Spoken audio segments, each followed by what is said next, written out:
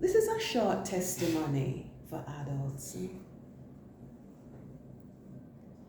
As you know, we have been trying to put together this YouTube channel, I Can Hear God, for the benefit of the persons in the deaf community in Jamaica.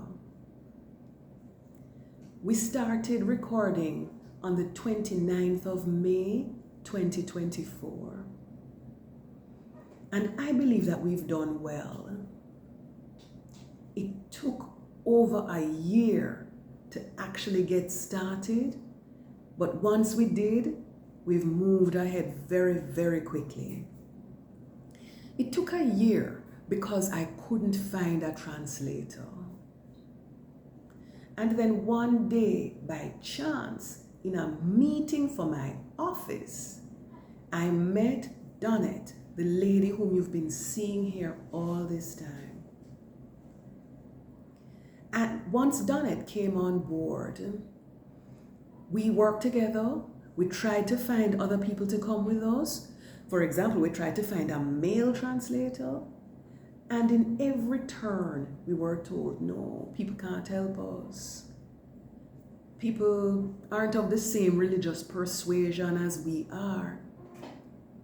Even though Donette is a Seventh-day Adventist and I am a Sunday worshiper. But the truth is, we know that we are doing God's will.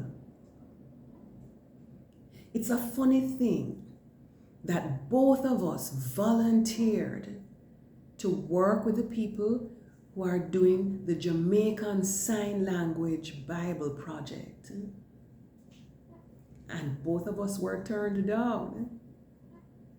And we came together to supply this supplementary material for persons who we feel will need this kind of bolstering in the same way that we have found bolstering elsewhere on the internet, on YouTube, through blogs, through all kinds of sources.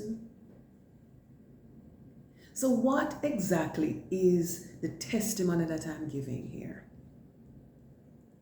The testimony is that despite the hard times that we've had bringing this project together, we both feel joy. In fact, in my case, this is the thing that I'm doing now which makes me happy. I find myself working till 2 o'clock in the morning. I find myself spending every single spare minute that I have doing this project because it has brought me joy. It's actually more than happiness. It has brought me joy. It has also shown that God wants us to do this work because we prayed about it, and would you believe it, that in one day we jumped from Donette and myself doing this.